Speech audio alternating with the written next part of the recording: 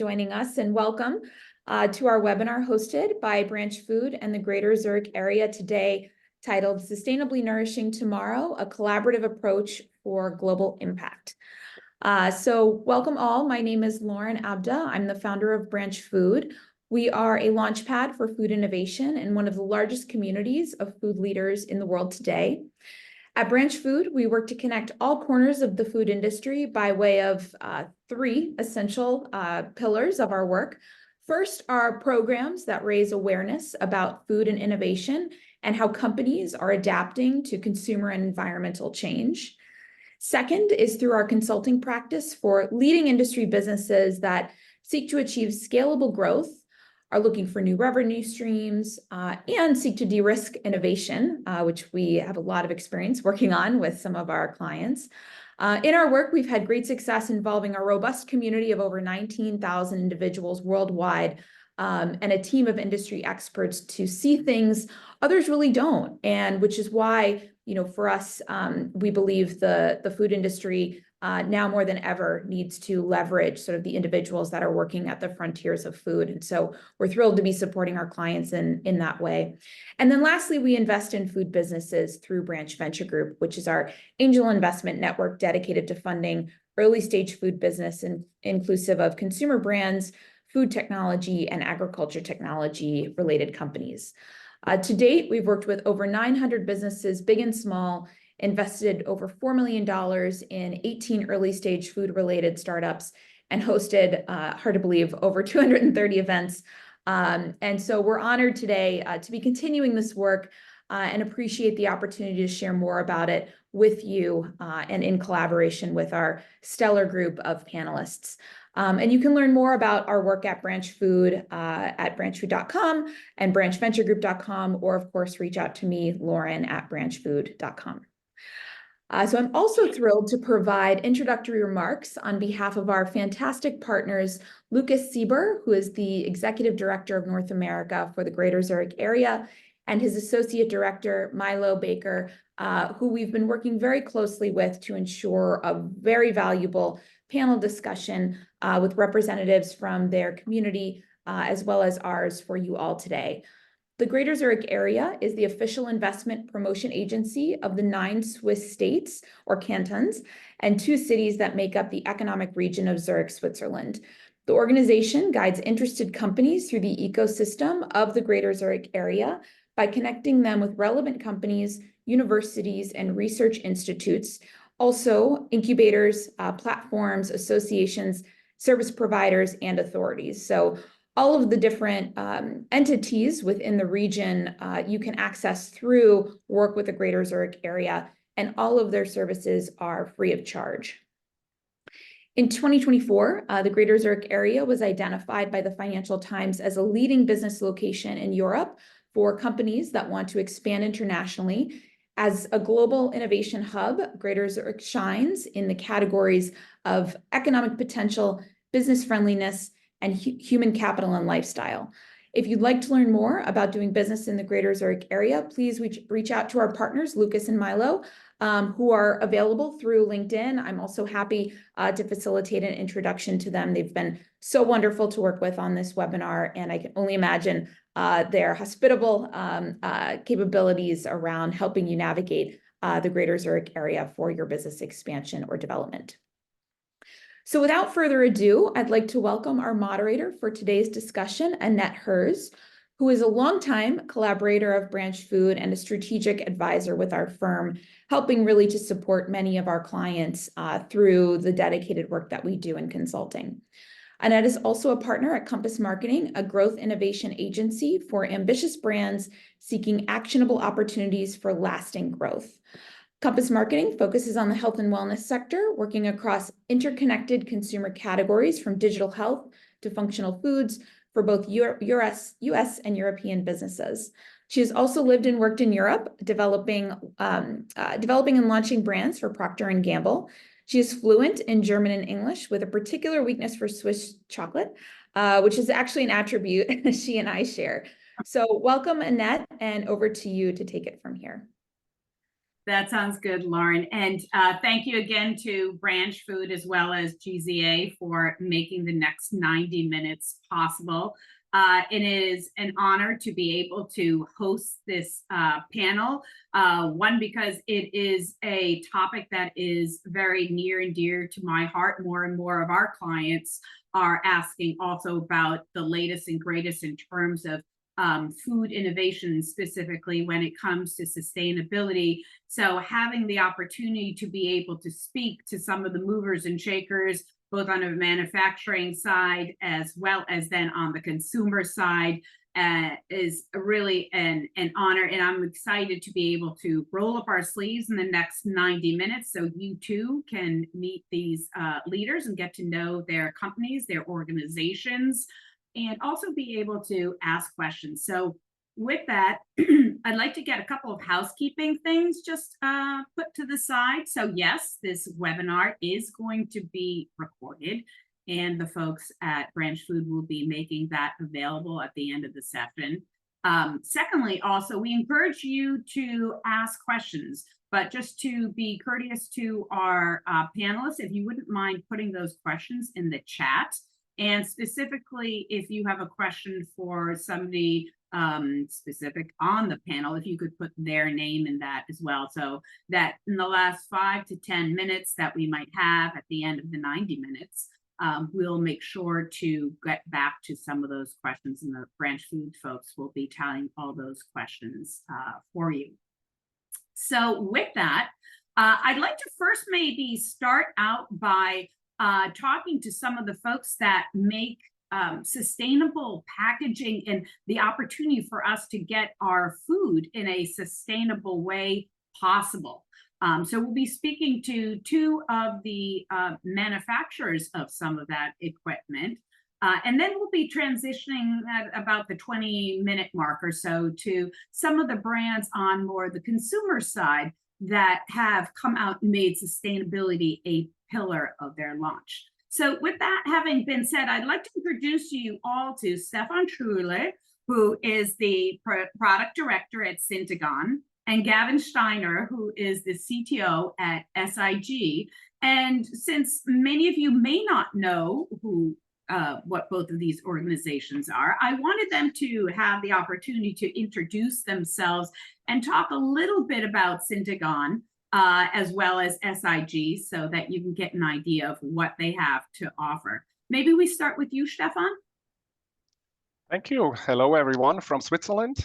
Syntegon is a worldwide leading supplier of process and packaging technology for the food and the pharma industry. With nearly 6,000 employees in 30 locations worldwide, we provide everything from individual standalone machines, complete packaging systems, from process to transport packaging. Our portfolio for the food industry includes 4 business units. I'll start with the vertical, not with the chocolate one. I started with the vertical, our vertical business, which includes process technology to produce gummy bears, and also to produce the vertical packaging, so to wrap those gummy bears into a primary wrapping. So that's all for flowing goods like nuts. I have a sample as well with me. Nuts, flowers, but also vegetables are packed in this type of pack style. Secondly, and that's the business unit I'm working for, I'm the responsible product manager globally for horizontal packaging. And now we come to the chocolate. So everything from a small Kit Kat to a large tray overwrapped, difficult to see, huh? Where's the backlight?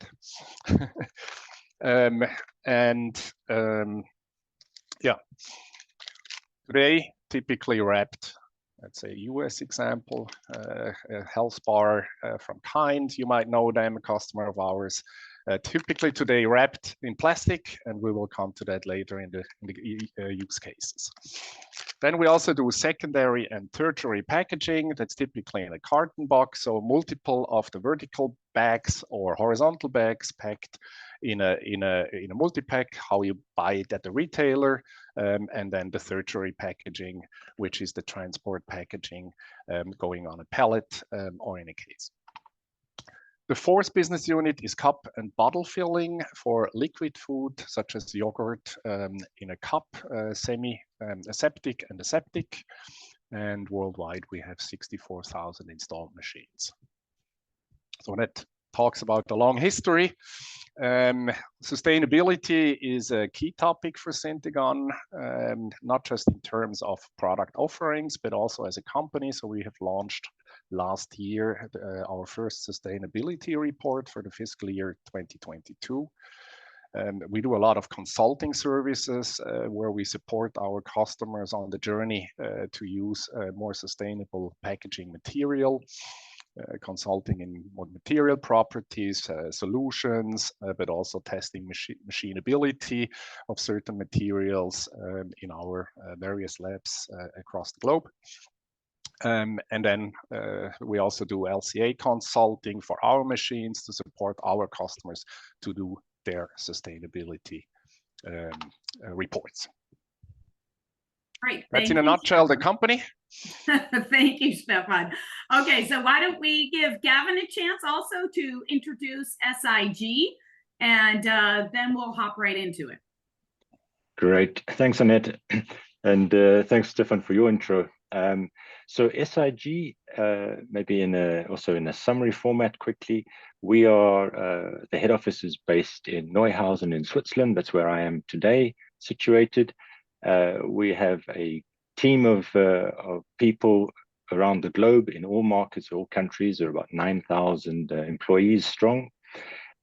We are a system supplier in terms of both the machine and the pack, and that is a combined event. So you might ask, so what is SIG? For some of you on the call, I'll try and see if my camera works. It's the beverage carton industry. And here are some examples. Let me get them there. These are beverage cartons that you come into contact with on a daily basis, I'm sure, in terms of your breakfast, your lunches, and your dinners. So that's one of the significant parts of our business, which is in the aseptic world of filling. And that is a product category that we're going to touch on in a bit more detail going forward. Then we also have newly acquired businesses that have joined the SIG fold, and this is in the spouted pouch business. Okay, the pouches that you might recognize, as well as the ones which I think many people have come into the puree businesses to seeing the spouted pouch in that. And we also have the bag-in-box business in SIG. Bag-in-box is okay, try and keep my face in the picture.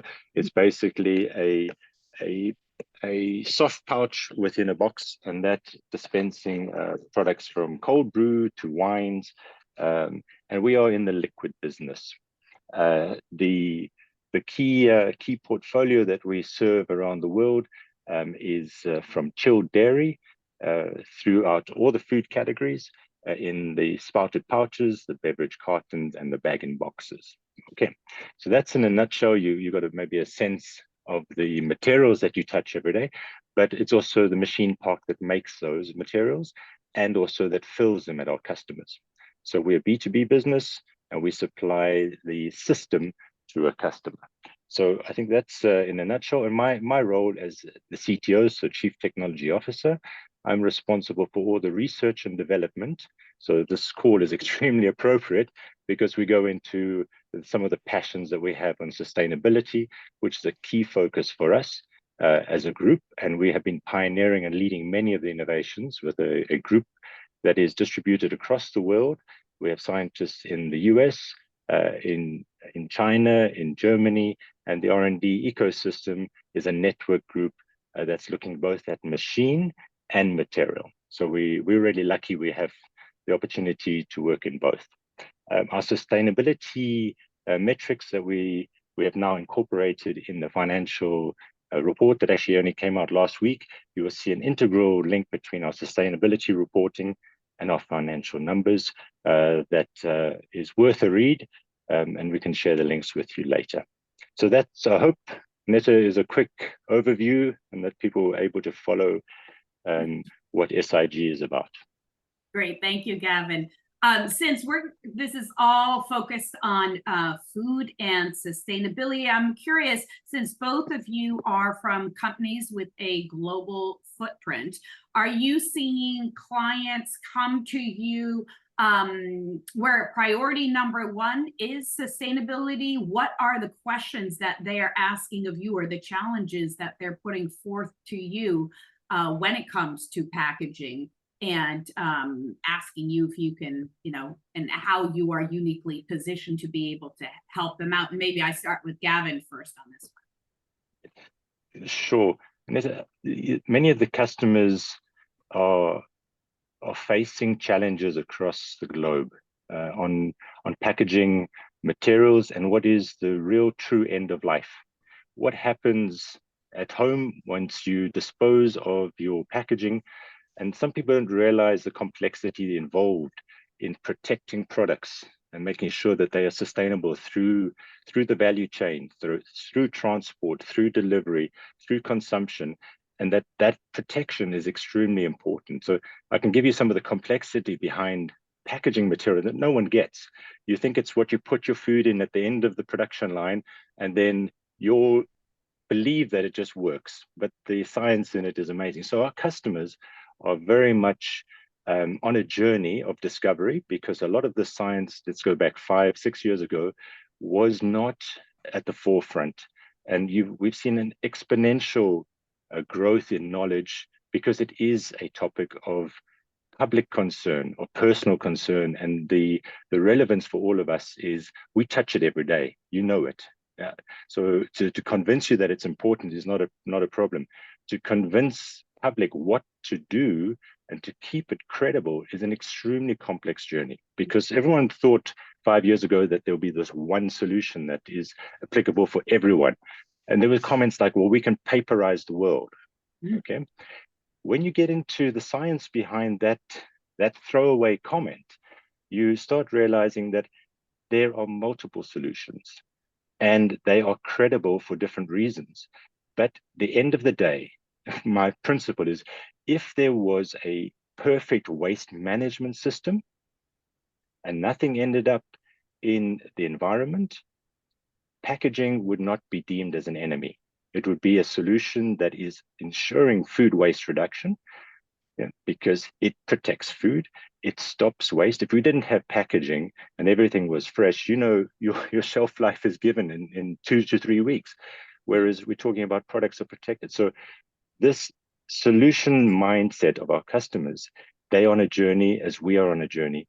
And how we differentiate and what we bring as SIG is we have been pioneering, actually back since 2010 was the first time we brought out a beverage carton without aluminium.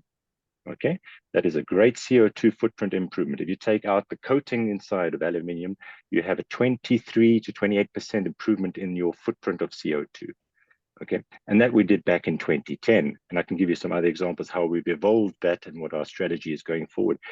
That for our customer is an amazing opportunity for them to support the journey of making things simpler and easier to recycle, and in so doing, unlocking some of the consumer behaviors that exist today. We don't need to create new behaviors, because you can just think, if you need to do something new and different, it's more complicated than to do what you do today in a more sustainable way. So that's maybe a bit enough from my side. I'll let Stefan have an add to it too. Great, thank you. And Stefan, well done, Gavin. Stefan, could you also add, I'm curious, since both of you are from global companies, how do you balance as well the sustainability requirements in many different countries, and the interpretation also what's sustainable? I'll leave that question to you, Stefan, as you talk about. Yeah, first of all, I would like to support everything Gavin said. Yeah, it's a journey, and it's very vital that we don't lose the focus of the most important function of the packaging, and that's protecting the product. And we have started 5 years ago, with ideas to replace plastic. This KitKat bar is wrapped with paper. And at the beginning, our customer, and we worked with multiple customers, another one is that one you might recognize. It's not easy. We all thought, yeah, let's just take a little bit care on how we handle the paper, because paper is stiffer. Plastic, you can it's flexible. You can bend it across a sheet metal plate, and then it's fine. Yeah, if you do that with paper, without the flexibility and with the stiffer material, you damage the barrier. You create wrinkles, and at the end, you have from the outside looking a more sustainable package. But if it's not sealed perfectly, if the barrier doesn't work because there is fat in the product interfering with the material, then nothing is really solved. We created new problems. 5 years ago, we were mainly approached to answer your question, by global customers who were the first ones, as far as I see that, really digging into this topic, because they already had at that time sustainability goals. And it was kind of an exploring phase. What is possible? First of all, what we experienced is that a lot of those customers tried a lot themselves, and they failed because of the challenges we just discussed. And then they finally approached us. And along this journey, for example, to create the paper packaging for products like this, it took us many revisions of the folding box in order to create the tube. A horizontal flow wrap first creates a tube of the material, difficult to see here, huh? And then pushes the product inside and does then the end seal. Yeah. And it's not just about handling the product out of the film, it's also about the sealing technology. We have here in this type of package 2 layers, 4 layers, and then 2 layers again. With plastic, that's easy because plastic has a defined melting point. You can squeeze the melted plastic in wherever direction, and then you have a closed package. Paper is stiff. Yeah, and we needed to learn that we also need to adjust the sealing bars, and we needed to make sure that the film runs very constant in order to get out these optimizations so that we can protect the product with a sealed package with paper as well. And I think nowadays, so that was the beginning. The globals were looking for solutions. We started to develop those, and then maybe about 2 years ago, mid-sized companies were also investigating about possible solutions. And I think currently it's clear sustainability will stay. Everyone has, from looking at it as a hype, is now more institutionalized topic with responsible persons, with programs.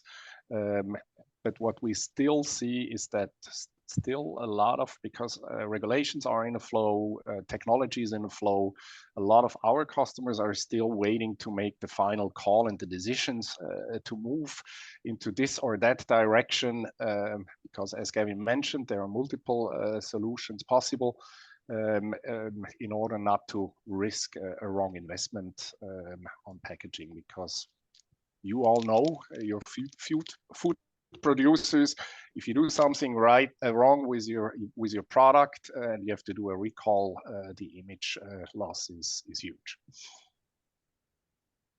So it's the constant balance of making sure you maintain the integrity of the product while still trying to achieve potentially some of these sustainability goals that some of your clients may be coming to you with. Is that correct? Mm-hmm. When you're speaking Yes. to some of these different clients who are coming to you, what are some of the trends, some of the harder also requests that you are getting from them when it comes to food sustainability specifically, and putting together packaging around that? I'll leave it to either one of you to speak first on that. Yeah, Annette, maybe I can jump in, but I'm not so sure it's about food sustainability. It's about environmental sustainability. Yes, Yeah, absolutely. that's more precise where we are.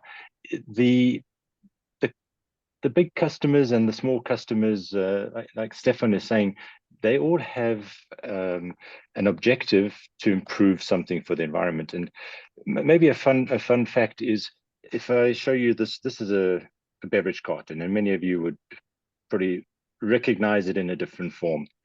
Um, just to help the audience understand sort of a science challenge. So you all have aluminium foil at home. Okay, you've probably seen it, you've touched it, you've used it. Inside a beverage carton, we would have that aluminium foil that you have at home is super thick. Our aluminium foil that we put in a beverage carton is 7 times thinner than a piece of hair. So you take a strand of hair, it's 7 times thinner. Okay, and that is the lining that you have in the carton. If you hold up your aluminium foil, what is the biggest benefit that it gives to you in your cooking world is the same as it gives in packaging. It has a light barrier, light doesn't go through. It has an oxygen barrier and it has a moisture barrier, and it is superb. Okay, so now I told you in 2010, we managed to take that out of the carton.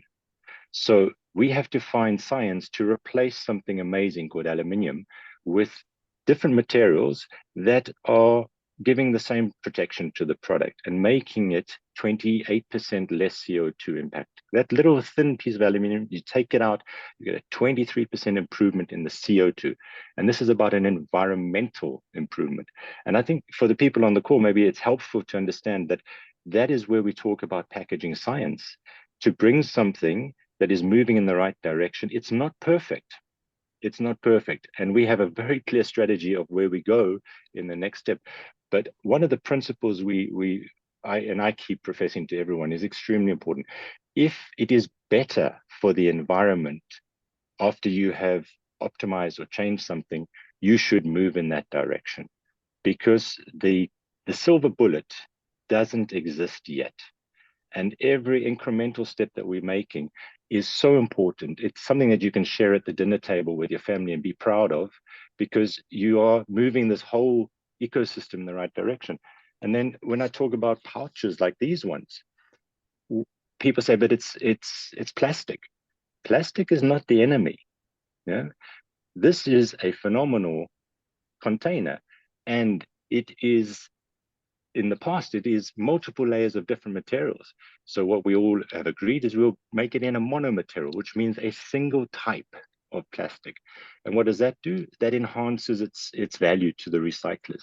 So our customers are asking for things that are moving in the right direction. I think everyone has understood that you will not be able to have an apple peel that protects product that you can litter and it disappears.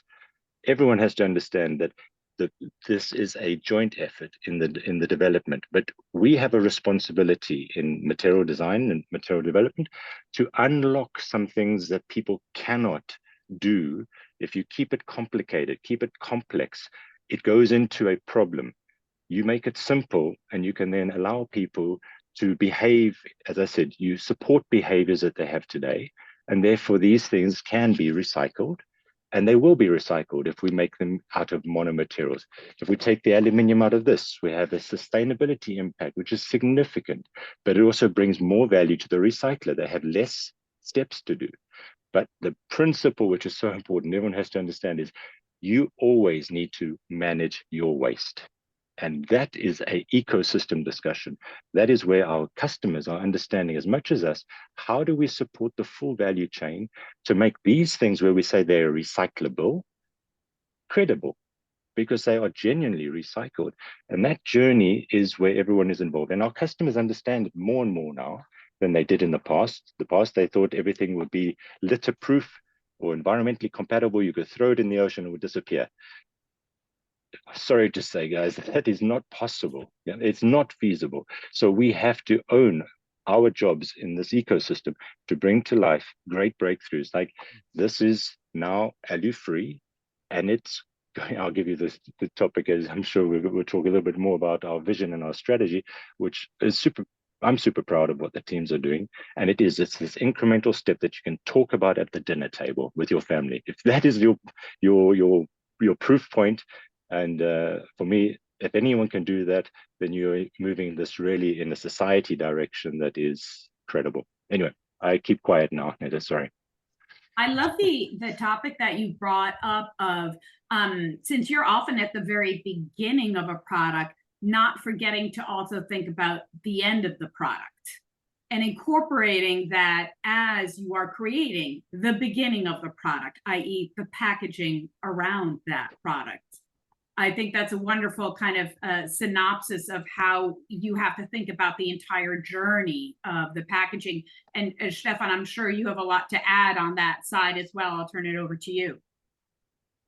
Yeah, thank you. And thank you, Gavin, for all the nice examples explaining the story. What we often, our customers have the same goals. They want to reduce their impact on the environment, and they come up with ideas to us. Can we use this material? Can we use this material? This is one of our principles that we always try to develop solutions which are supplier independent. Yeah, because all of our customers, they have different suppliers for their material. So what we do is we do support them in looking at the structure of the material. Can we use it on our equipment? And often a question, so is it machinable? And a question which often comes up is can we do it at the same speed? Yeah, because we have machines which run, for example, I bring up again this small KitKat bar. They run up to 1,500 products per minute. And imagine if you use a material which slows your process down by 30 or by 50%, which is easily possible. Yeah, especially if it's hot sealing, then it's also not sustainable because the case doesn't work for our customer anymore. So can we maybe speak a little bit about how you're balancing also your own company's sustainability goals with then working also with your clients? How do you do that as well to make sure that you're always pushing the frontier a little bit further? I jump in quickly the sustainability goals are not in contradiction with the customer's requirements.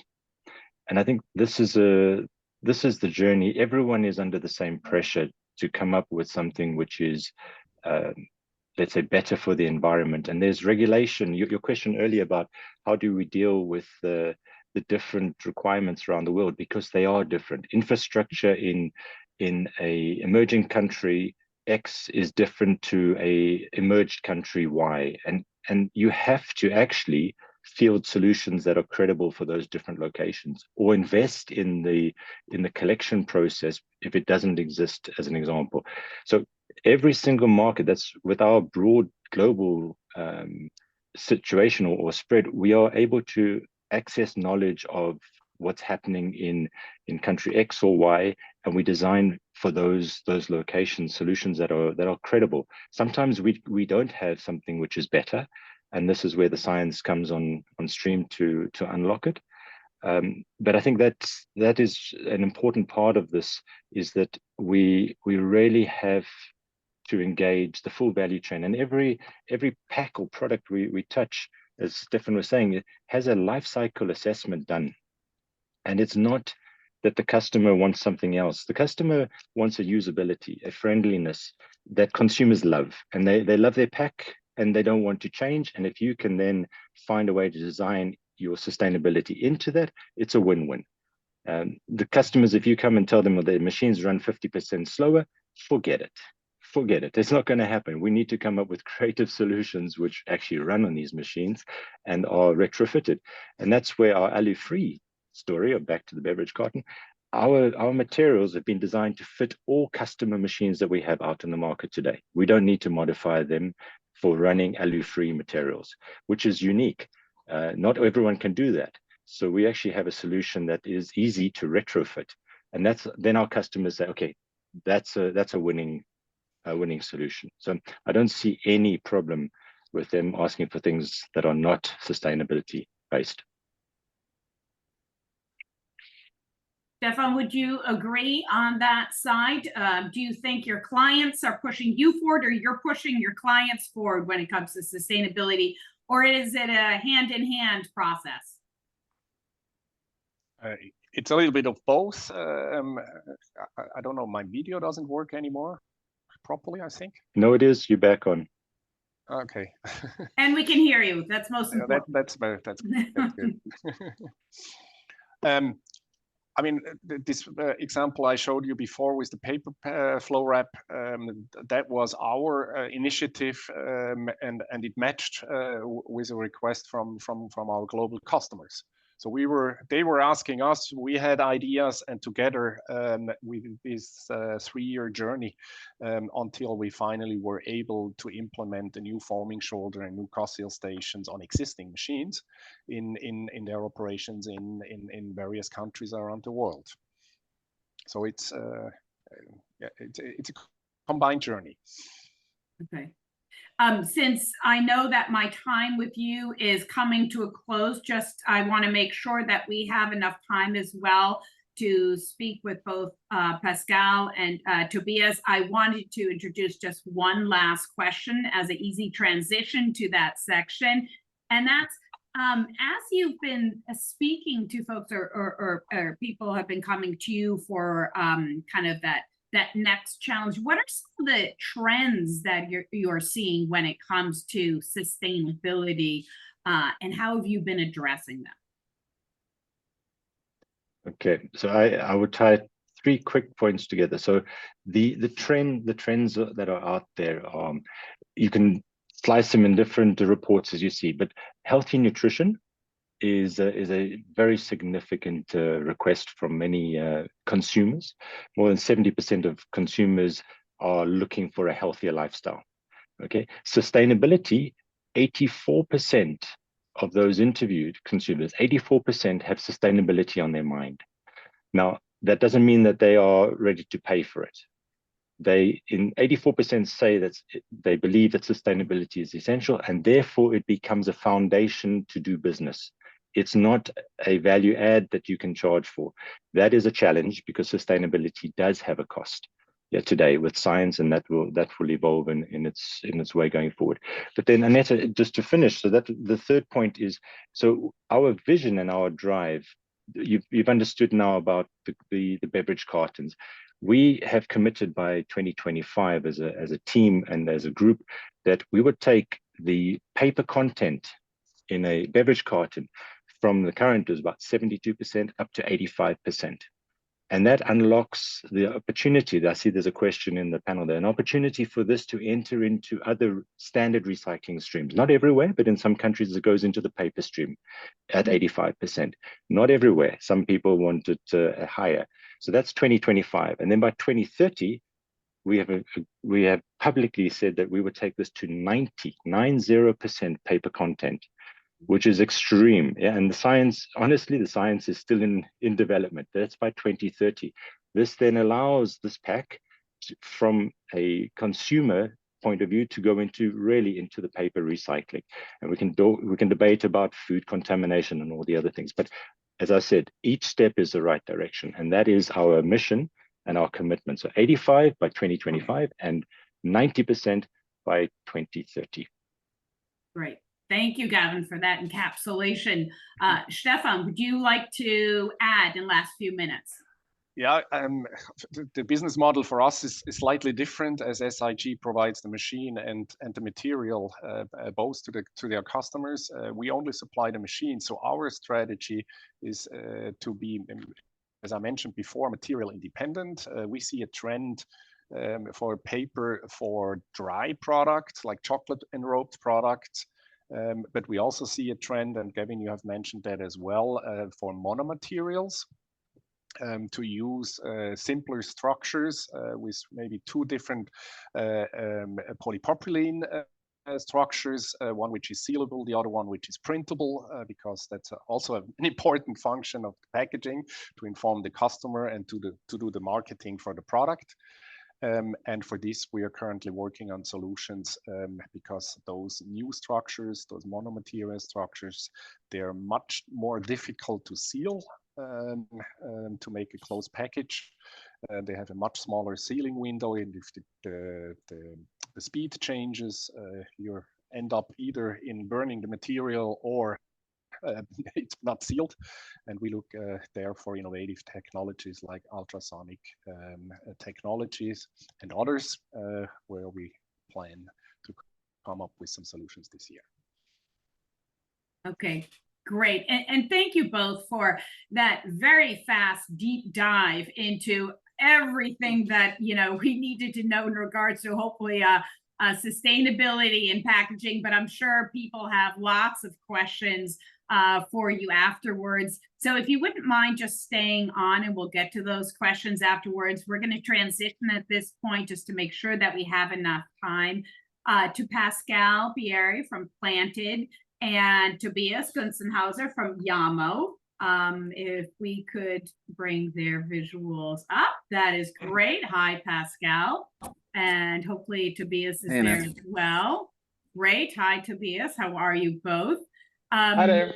Hi. Thank you so much for joining us. And you've heard now from the packaging side. We want to delve a little bit more deeply now to the consumer side when it comes to specifically when it comes to sustainability. Since not everybody also on this call, we people representing 14 different countries on this call may know about your products. Would you take a minute just to introduce yourselves as well as your brands and your products? Pascal, why don't you start? Sure. Pleasure to be on. Thanks, Annette. I'm Pascal Bieri, one of the founders of Planted. What we do at Planted, as an ETH Zurich spinoff, we create meat but made from plants. Ever since 5-6 years ago, when we wrote a 2-pager that led to today, us being active in 7 markets with a bit over 240 people. Ever since then, we decided to do to structure basically meat in a natural way, using natural ingredients and natural processes. I don't believe that the future of protein is a chemistry set and some artificial flavors that then should mimic meat. I think, yeah, nature gives us better raw ingredients and better processes to actually make an ancient technology animal meat not necessary anymore, and we can create better products. Have started out with a product called Planted Chicken, have moved over to pulled pork, kebab. We have scaled into more whole cut versions, including a steak that will hit the market, fully fermented muscle that will hit the market next week. So yeah, pleasure to be on, wherever you're from or watching us. Great, thank you, Pascal. Tobias, why don't you give us a quick intro to Yamo? Yeah, lovely to do so. So many people would ask me, what is Yamo? Yamo stands for Yum Yum and Amo, the Italian word for I love, because in the end, love goes through your stomach. And we are the first producer of fresh baby food in all of Europe. So traditionally, baby food is a category that is relatively uninnovative.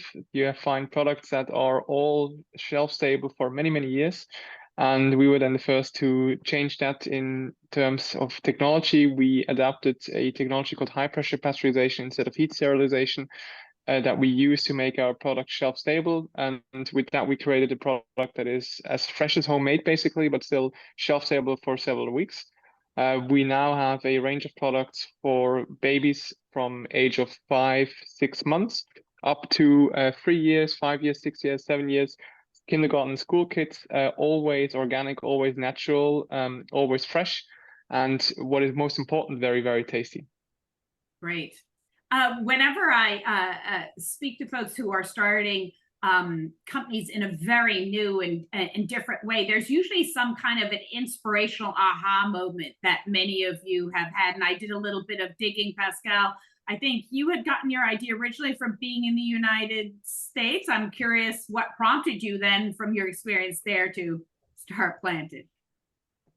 Hey, funny. I think you could even call them our competitor now. I think everybody who makes plant-based meat is like a fighter for a just cause and with us on that journey. But yes, it's true. I was working in the US and in the beautiful city of Buffalo for 3 years for a Swiss chocolate company, and turned part-time vegan for the planet. Obviously, as a lot of Americans ate a lot of that bun and animal meat in between. And I totally saw the solution for that being, hey, yeah, you can basically do almost the same thing coming from plants directly. And what somewhat didn't satisfy me as a consumer, I wasn't sure if I was just being too European about it, was the long ingredient list that, our friends and Beyond and Impossible have certainly had, and I think still have on the menu. I don't think that can be the future of protein. I think it might be a step in between, but it might be a great solution for certain consumers who are, starting the journey and are willing, early adopters when it comes to technology. I do, however, believe that we must be at a stage where we have better ways of creating structures of protein. So yeah, I think it was that one chef who came up to me in a restaurant when I ordered it and said if I'm sure what I'm eating here, and too long of an ingredient list in his mind. I didn't argue with him that a typical beef burger ingredient list is pretty long too and not as healthy, but it goes to show that a lot of people are looking for an easiest way out, not to join a good movement. And yeah, it triggered me to text my cousin Lucas, who is now my co-founder, and back then he finished up his PhD in food processing at ETH. I just asked him, like, is there not better ways to structure protein instead of using that shortcut through the chemistry set? And yeah, it triggered him. Luckily, ended up us writing a 2-page business idea, and then working on the business plan, creating the company, starting producing, building the factory, building more factories, and reaching people. But yeah, I think that trigger moment, every entrepreneur has it, right? Tobias, how was it for you? Because now, as a dad, Tobias, I can see the needs, and I'm a good consumer of your products. That's very good to hear. Actually, it was relatively similar because I worked with one of my 2 co-founders back before we founded Yamo. We worked together already for 3 years, and we both ate vegan for a month as some sort of a challenge because we wanted to see how it is, because everybody was talking about it in 2015. And then where we had our old office, there was just a gas station, so where we could get lunch. And gas station lunch is either spaghetti bolognese for the microwave or spaghetti carbonara for the microwave, so not that much vegan options. And then we read a newspaper article that apparently models that they eat baby food, those glass jars, when they get ready for like a show, like Milan or London or Paris. And we said, okay, what's great for models, we also will do that. So because it's fast, it's convenient, and it's certainly very healthy. And then we went to the shop, and for the first time in my life, I looked at these products and I was like, why are they all look the same? Why are they shelf stable for so many years? And then I rang up a very old friend of mine who is a food scientist, and they said, Jose, you got to help me here. What's up with these products? Why are they like they are? And he said, you know what? This industry has not changed in the last 50 years, and they probably will never do. And he specialized on this technology called high pressure pasteurization, which is a cold pressure technology. And he said, look, there is a technology, you could actually use that to make the products very different and better.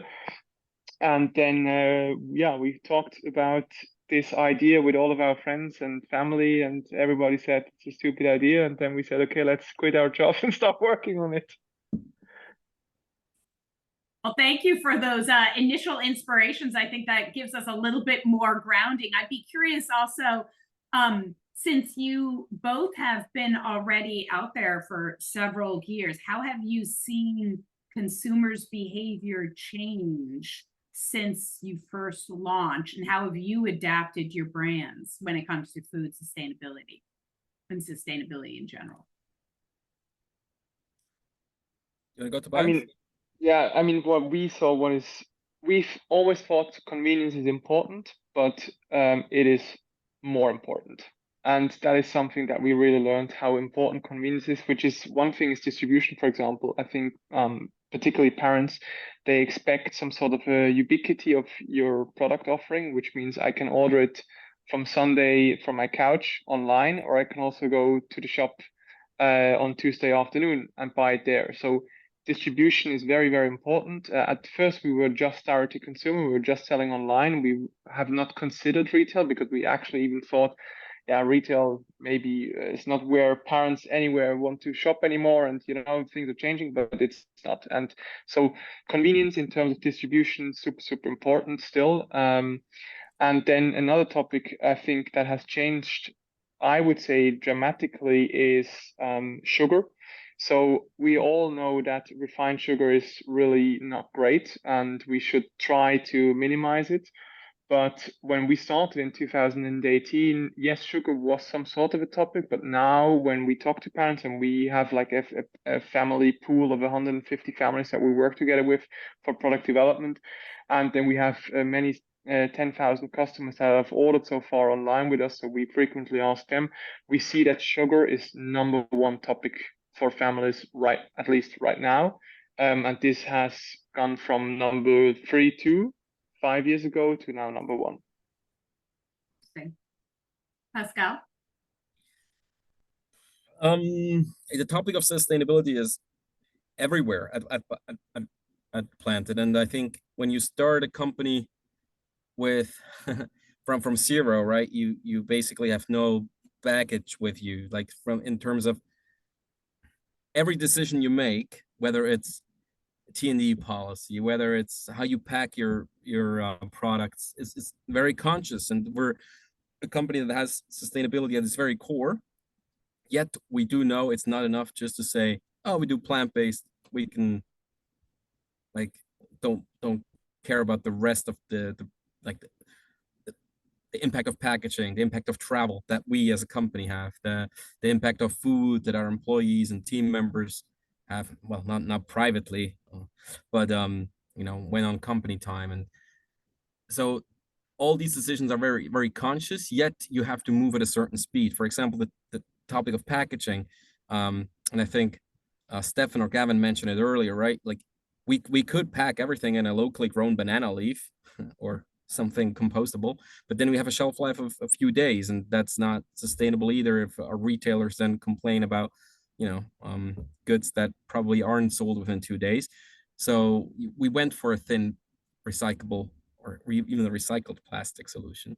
But yes, it's plastic, it's not fantastic, and you go for thinner and thinner, yet a lot of people who are looking at us startups, right, expecting us to do everything perfect.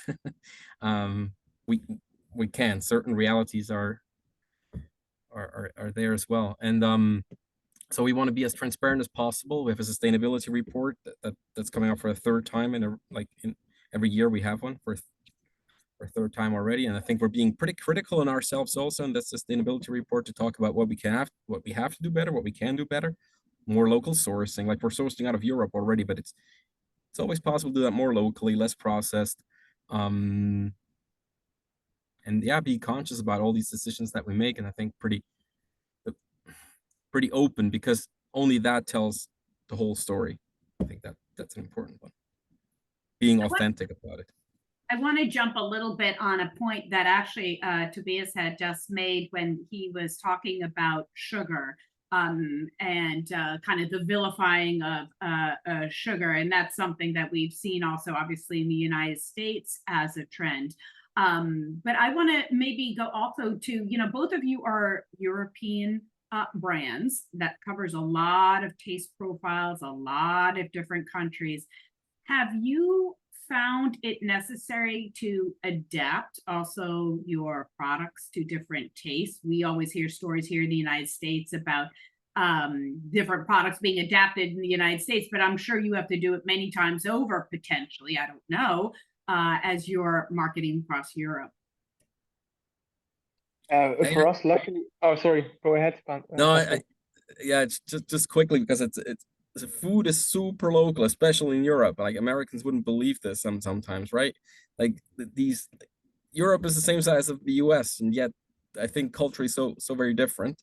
And sometimes we have to be like, tell that we're also super proud of that culture, right? A Portuguese is super proud of the Portuguese culture, whereas Swedish people are still from Europe, yet eat very differently. And how we do that are most of our products that we're selling are unmarinated, unflavored. Like, we only use natural processes. So we use pea protein, for example, for chicken, pea fibers, rapeseed oil, and water. Use a short fermentation process in the end to kind of like give it a neutral taste profile, but no flavoring whatsoever. And then what a partner of us, Fleury Michon in France, does, for example, they add 3 very typical French marinades to that product and then sell it in all their retail distribution. So with that one industrial partner, our product co-branded got into, I think, over 5,000 point of sales in France. So overnight, with very local taste that we couldn't have done from Switzerland. We wouldn't know perfect French taste profile yet. Them, with their experience, I think they have over 90% household penetration rate. So a very, very known brand in France, helping us to like reach more people and at the same time adapt a very local flavor profile. And these natural products that we're making here can be adapted very easily into more local cuisines, whether it's through chefs or industrial partnerships like that. And I think it's part of a winning recipe for us. Yeah. Thank you. Yeah, for us, it's interesting because our customers are not our consumers, and the other way around, because in most cases, mom is the gatekeeper, at least from what we see. 95% of our customers are moms, and Pascal. And then the kids, they don't decide when they're so small what they will eat. So taste is not really important for us, because kids, they have the same taste everywhere. We are not born with a certain taste. It is more like afterwards we are trained to certain taste, not even sugar or salt or all of that. But what we can see is that parents decide differently in different markets. So, for example, we're active in Switzerland, Germany, and Austria, and even in Switzerland, in the French-speaking part, the midwives would say that the first puree that you give to a baby is a pear puree, and in the German-speaking part of Switzerland is a carrot puree. So, and that is more what determines for us whether a taste works or does not work. It's more cultural than actual taste. Okay. Yeah, from my past experience, it was also always the mom who tasted a little bit and before giving it even to the child, because you'd never give your child something you'd never tasted. Absolutely, and that is indeed true, and that's why we say, please try our products, because you will see that it's a lot better than what you are used to from this segment. Great, thank you. I wanted to come to a comment that Pascal, you had actually made, where I think this may have been from your website or otherwise, where you had said that meat is mainly consumed outside of the home. So if we're going to change how we I guess change our way of living, and again, in terms of sustainability, change the way we think about food, that we actually have to think about that area as well. Can you speak to that comment a little bit, or what you were thinking? Yeah, thanks for bringing that up. I do have to correct either myself or our quote, or you, or in the translation. It is, yes. In most countries, it's super difficult to find out where protein or animal protein or meat, whatever you want to call that, where that is consumed. In Switzerland, a very shut off market, thanks or not thanks to us not being in the European Union and having very high tariffs on meat imports, have a very strong meat lobby who then reports super detailed on where what kind of meat is consumed. And it's actually like a positive thing for us, because go for pre-COVID, because COVID changed the whole restoration scene quite a bit. But when you look at, for example, 2019 numbers, you can see that about half the animal protein is consumed out of home. So not bought through a retailer or D2C, which is a very, very small part, but still. And so we always wanted to be where people eat protein. And to us, it was super clear from the beginning that, well, first of all, you can build a brand story, a trade story, a scaling story through food service or on-trade pretty nicely. Like we can scale our new technologies through on-trade a lot better, as it's easier to kind of like know how many restaurants a week can you onboard with new capacities that we're building on new technologies, for example, until like you have that step to go to a retailer. Plus, you can build a story already and have retailers come to you, learning that you're a successful brand that works on the on-trade. So I think whether it's from a partnership perspective, from an impact perspective, from a branding perspective, or just think about, like, I think we got pretty nicely inspired by newer beer brands, that challenger beer brands that went to cool pubs where you as a consumer have a great experience drinking that special beer, then you find in retail and drink it at home also. So we did it out of a necessity, but also then, hey, it's a good reality out there. And so we built our our production and supply chain to take that into account. Our margins in food service are super healthy thanks to that.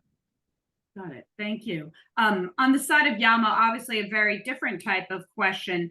I know that sometimes you have to balance, we heard in the first half of our conversation, packaging sustainability with what's right for the product. And I'm thinking specifically about something that was mentioned, I think was on your site or otherwise, about cold pressed and how you were, and I'll let you tell the story maybe better than I can.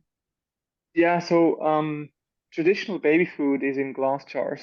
So that's what most people would expect how baby food would come across. However, this is not possible. We can't use glass jars for our products because we use high pressure pasteurization, where there is physical pressure of 6,000 bars applied to the finished packaged product.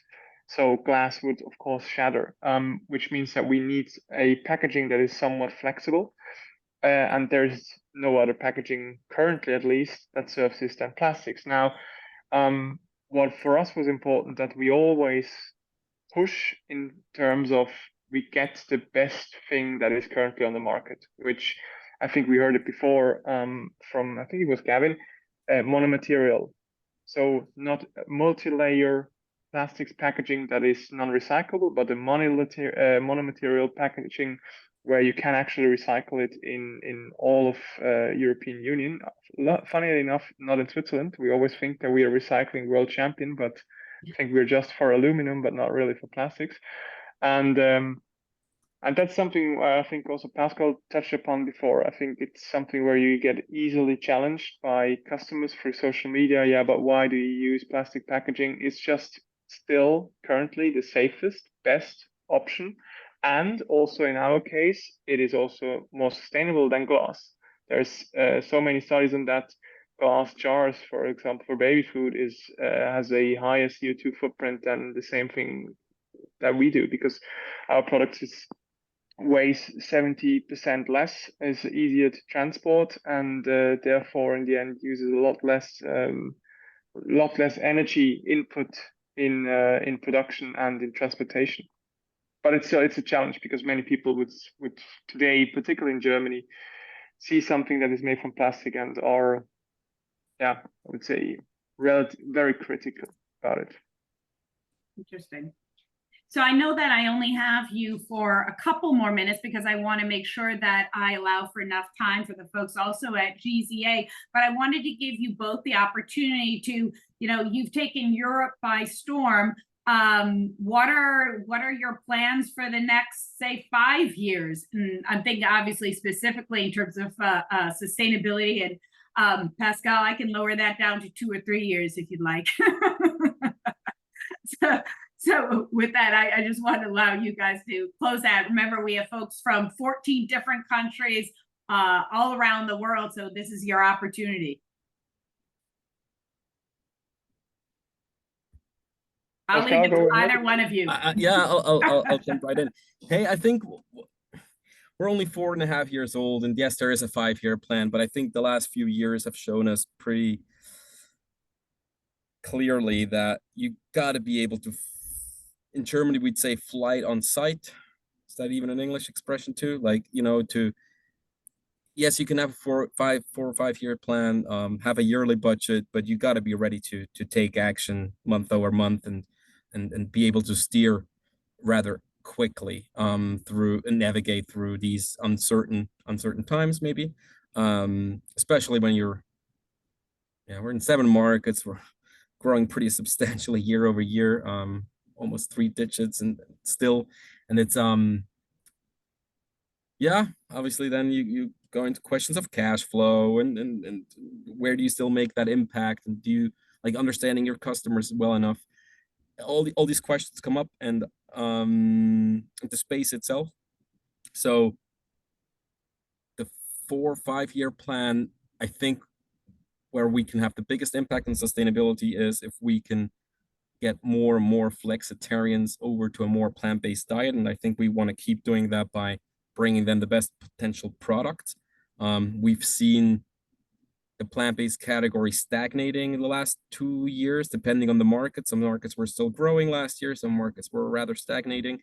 I think it's what we see is always pretty similar, that products with not sufficient repeat rate, who don't find consumers that buy and buy again, flexitarians typically, who go back to either traditional protein or eat more like legumes or vegetables, are not satisfied with the offering, which in our case helps us because we can take these spots and keep growing. However, it makes the category a bit stagnating in general. So we're gonna win that by bringing in these whole cuts, fully fermented products that are juicier, that are easier digestible, and use our current distribution network to scale these products in trade quicker than, let's say, a cell-based company with no regulatory approval would do. And realize that we can only win if we have a solution for taste, sustainability, nutrition, and digestion, and also price. What we learned pretty early on, thanks to the market of Germany, that price is one of the key drivers in that protein transition. So we focused on technology that can help us drive costs down, driving obviously still a profitability, but making impact by reaching people, also through price. Great, thank you, Pascal. Tobias? Yes, so Yama's purpose is to make good nutrition healthy and easy.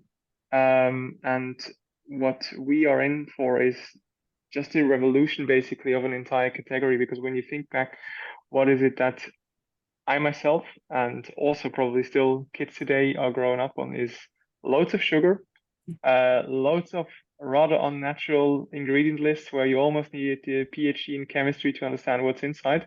And we believe that these times are kind of over, and it's also the feedback that we receive from parents. So we want to continue to be pioneers in terms of technology, but also in terms of how we approach markets, a very different kind of communication, a more fresher approach to the interaction between us as a company and parents, because in the past they have always been told what to do. We are more here as a brand, like a friend, where we want to accompany you and your kids throughout the upbringing, and are just there for you when you need us. And I think that is exactly what parents from today are looking for. Great. Well, thank you. And I look forward to seeing both of your products in the United States as well, specifically in the Boston area, if I could put my 2 cents in there. And with that, if you could please stay on. Again, we'll try to do a Q&A at the very end. I want to make sure we have enough time for the folks from the Greater Zurich Area Trade Organization as well. I think we have Stephanie and Milo. If you could pop on your photos, that would be great. So we've had a really in-depth conversation, both with on the packaging side, as well as really on the product side. And everybody's given us a little bit an idea of kind of what their role is and obviously what the entity is. For those obviously who are not aware of the Greater Zurich area and all the good that you guys do, could you speak a little bit to that, Stephanie? Sure, yeah. First of all, hi everyone. My name is Stephanie. I work for the Greater Zurich area, exactly for the marketing team, based in Zurich in Switzerland.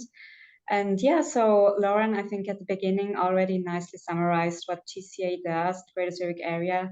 So we are the official investment promotion agency for the Greater Zurich region in Switzerland. And in general, we help companies expand into our region who are interested in joining our ecosystem. So for my role, I help spreading the word about GCA, about Greater Zurich area internationally, like what is happening in our region, why or how can companies benefit from joining our ecosystem, especially in tech.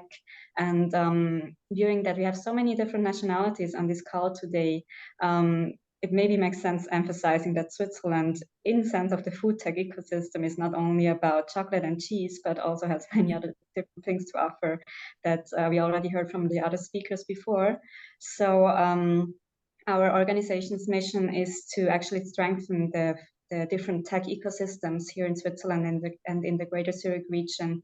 And this is also aligned with combating different challenges that are currently going on also in our tech ecosystem, one of them being actually being more sustainable for the long term, because this is also a goal that Switzerland is trying to achieve, of course, as many other countries as well worldwide.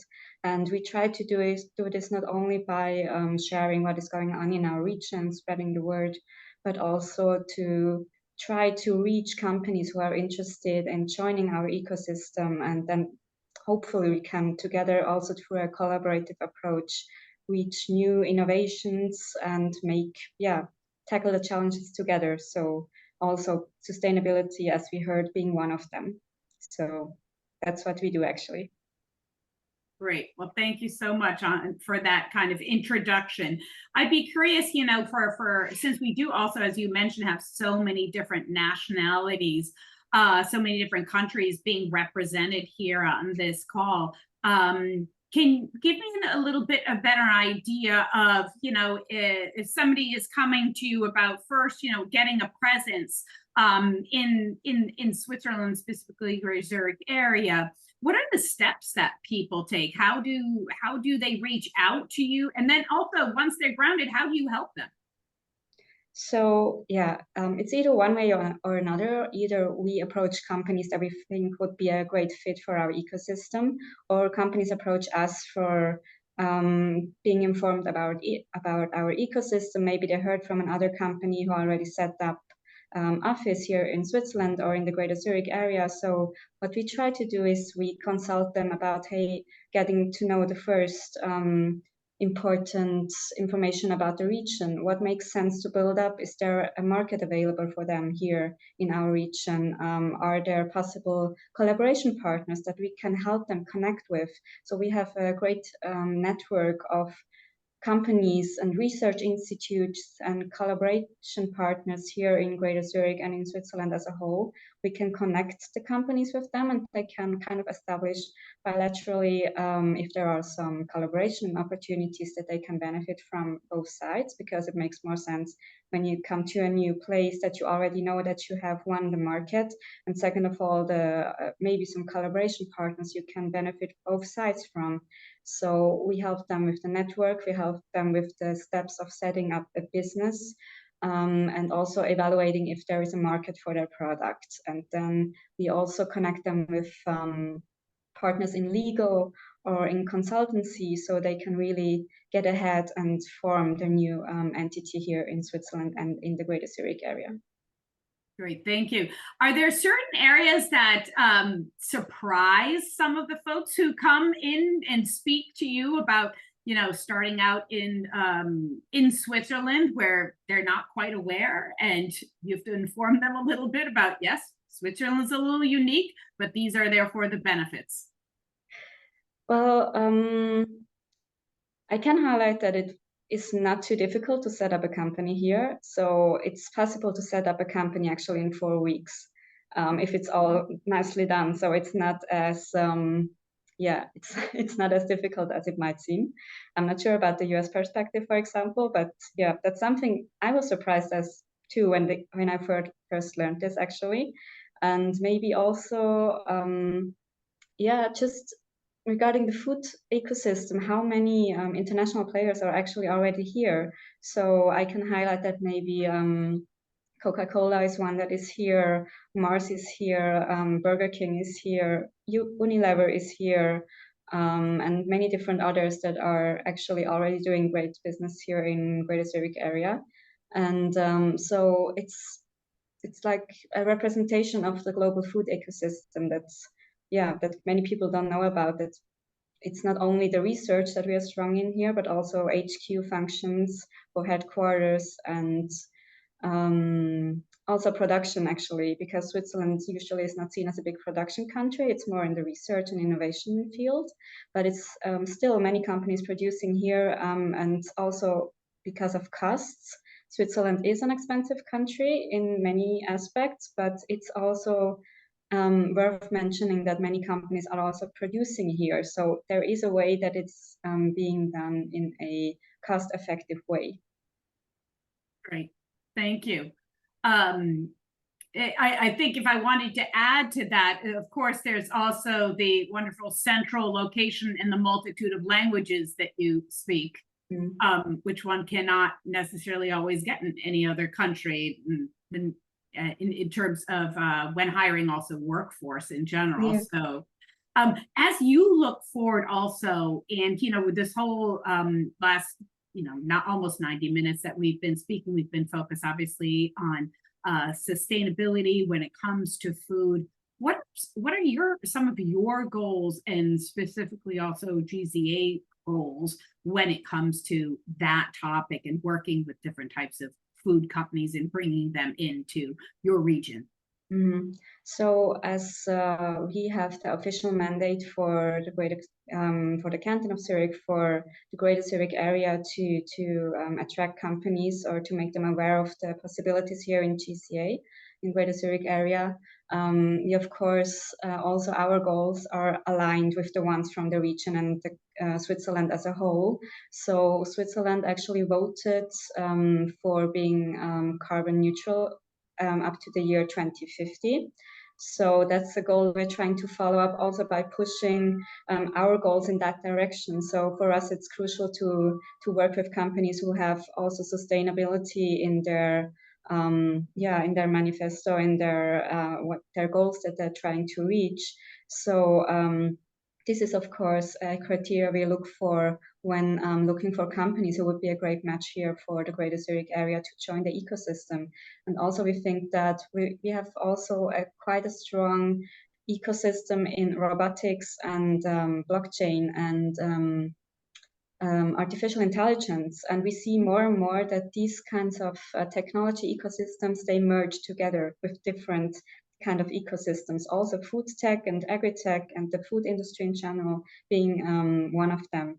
So what we see actually is that if those technology companies, they collaborate, this is actually boosting innovation in a big way. So the products or the work that gets out of those collaborations between merging different technologies actually gives a great impact into leveraging different sustainability initiatives or giving new solutions. For example, just one startup I remember now is they're trying to reduce food waste by using artificial intelligence, because they set up cameras that analyzes food waste, and yeah, so they can try to reduce the food waste level of restaurants, for example, by monitoring their garbage.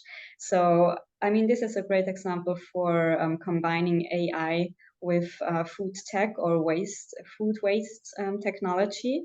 So this is one example that we see where it really, the Greater Zurich area brings together different actors, different players from different fields to go together into a more sustainable future for the Greater Zurich area, and hopefully also to be able to adapt this technology or this innovation for other countries internationally. Great. And I think that's the perfect message in which to kind of transition to our larger audience. I had promised everybody that I would leave a couple of minutes at the end so that we could ask some of the questions that might be in the chat area.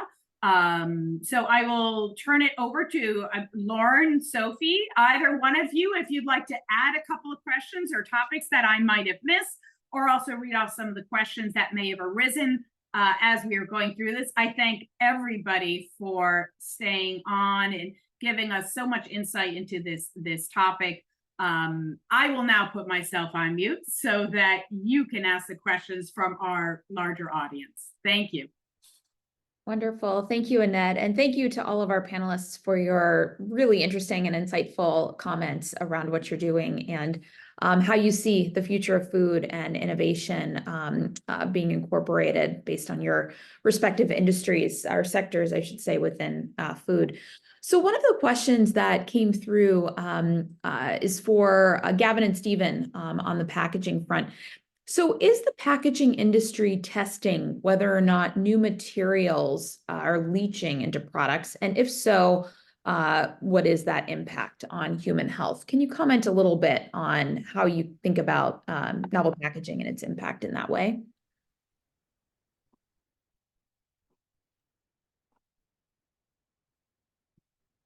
So I can kick off.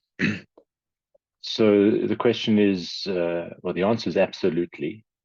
Packaging material development goes through some rigorous checks and controls, because remember, you need to have, especially in the food industry, predominantly it is virgin materials. So those are materials that are for the first time converted and then in contact with food.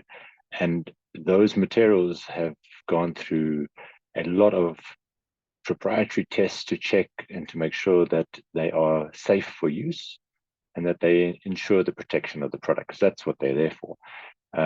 The analysis on migration, and there's a lot of science out there about migration of different minerals and oils and things like that come not only from the product itself, but also from the environment that it could be stored in. So you come back to this principle of protection to guarantee safety.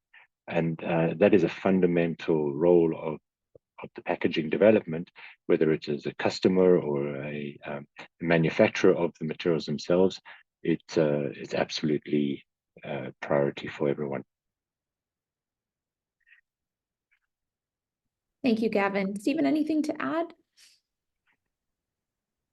Oh, you're on mute, Stephen. Thanks for the hint. Sorry. No, as I mentioned before, we're providing machines to food manufacturers, and as Gavin mentioned, there are rules and regulations what kind of materials can be used, but it's their obligation to do all the testing. So, Tobias, I guess you're also involved in these kind of questions, yeah. Regularly, yes. Well, and Tobias, anything to add in terms of, you know, how you think about the impact of packaging on the product and, you know, subsequent human health, knowing that health is one of the main drivers of purchase for your products? Yeah, absolutely. I mean, luckily there is something that is called the law, and it says what we can do and what we cannot do, and that's what we adhere to and try to go beyond that even. And you know, I think probably in 10 years we will think different about certain things that we have done today, but that's just how life is. We try to do the best, and I think all industry parties be it manufacturers or be it packaging providers or whatever. They all are smart people and try to do whatever is best for people and planet. Yeah. Great, thank you. Another question, and please, would welcome folks to submit questions through the Q&A or message us directly in the chat. But another question that came through was, it sounds like the paper is on the rise with packaging in terms of that being a material that more and more people are requesting or manufacturers are using to produce packaging. We also know that there's a well-developed recycling process in place for paper specifically. And so the question is, do you envision paper packaging in the future being made from recycled paper or paper produced from virgin trees? And are there new natural materials that are on the rise being used in packaging as well? So two-part question, but maybe we'll start with the first part around, do you envision paper packaging in the future being made from recycled or virgin tree paper? There's a lot in an answer that I think we could take a whole another webcast to express. The paper packaging, where relevant, definitely should be leveraged. There's no question. It is a natural resource. It is renewable. You have FSC certification, which for us in a group is 100% of all our paper materials that we use are FSC certified, and that is a renewable resource, and it's probably one of the best ones that you can do.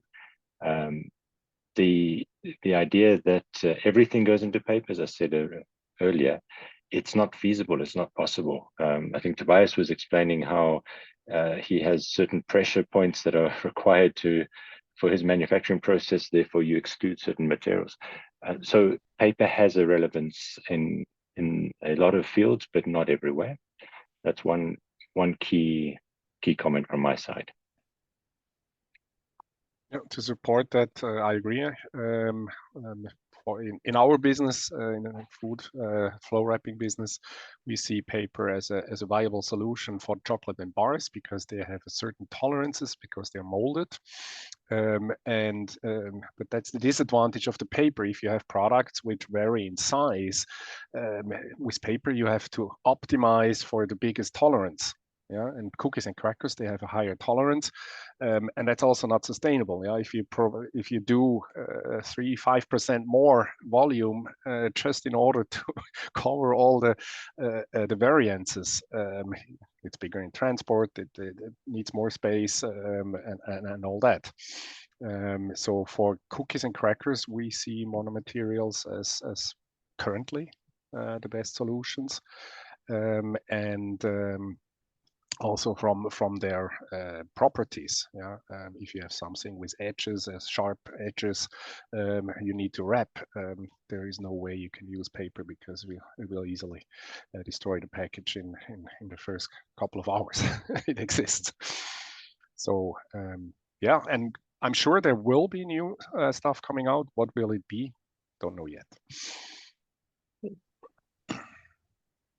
Well, lastly, in terms of the questions that have, I think, relevance to the audience, would each of you like to comment on the opportunity of being in Switzerland, based in the Zurich area particularly, and the benefits that's afforded you and your companies as you've continued to grow and scale each of your businesses? We always say that Switzerland is in the center of a packaging cluster, which reaches from northern Italy up to Germany. If you take the average appearance of a packaging company as one globally, we have here a factor of 100. And I think it has to do with farming being present hundreds of years ago, combined with the early engineering capabilities in the region. And that's why we also, as Stephanie has mentioned, have a lot of universities in electrical engineering, mechanical engineering, food science in different universities in Switzerland, but also in southern Germany. And so it's a really good area in terms of the network, in terms of the companies who are already here. In addition to what you mentioned, Stephanie, Mondelez is here, Nestle is here with headquarters and also with production sites. And last but not least, it's a great area to live. Wonderful. Anything to add, Tobias or Gavin? Yeah, I mean, we are a relatively small team compared to SIG and Syntegon, but still we are at the moment, I think 15 or 16 different nationalities, and most people actually came to Switzerland either for the role at Yama or for one prior before that. And none of them has ever left Switzerland. And I think that's exactly what Stefan just mentioned. It's a great country to live in. For a startup, I have to say it's relatively difficult more and more because salary levels are just getting out of whack. But that's a different topic. And so, yeah, it's really great for people to live here, especially families. Wonderful. Well, I know, oh, Gavin, unless you have anything else. No, I would just build on the same comments. The efficiency and the performance of the country in general really facilitates things. I think it was Stephanie was saying how quick it is to set up a business. It's because it probably is as quick everywhere else in the world, but the systems here are efficient. They work. And if you're told it's 4 weeks, it's 4 weeks. It's not 7 weeks. And that's also brings a lot of positivity that things are efficient and they are well organized, and therefore living here is also a pleasure. So that's my 5 cents more.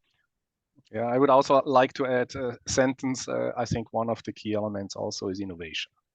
Yeah, and for that reason, we have one of our biggest food site here in near Schaffhausen, north of Zurich, because here we have the people, here we have the mindset to create new things, to create great engineering, and I think that's also a very important point for this area. Wonderful. Well, thank you all. Again, I know we're at our time, but very much appreciate your participation in this panel. Thank you as well to our moderator, Annette, and Stephanie, Milo, and Lucas for your collaboration around this fantastic webinar. Hopefully all of our attendees have had a chance to take away valuable insights into the current state of the global food industry, shifting consumer trends and values, emerging packaging trends, and innovative approaches to overcoming some of your industry challenges. So again, if you would like to connect with Branch Food or the Greater Zurich area, we would welcome your outreach. You can email me, Lauren at Branch Food, or Milo at milobaker@greaterzuricharea.com to learn more about how we can support your respective efforts. And thank you all again for attending. We wish you a great day or night, depending on where you are in the world, and look forward to seeing you on a future Branch Food webinar. Take care, everybody. Thank you very much. Thank you, Thank everyone. you. Bye-bye. Goodbye. Bye-bye.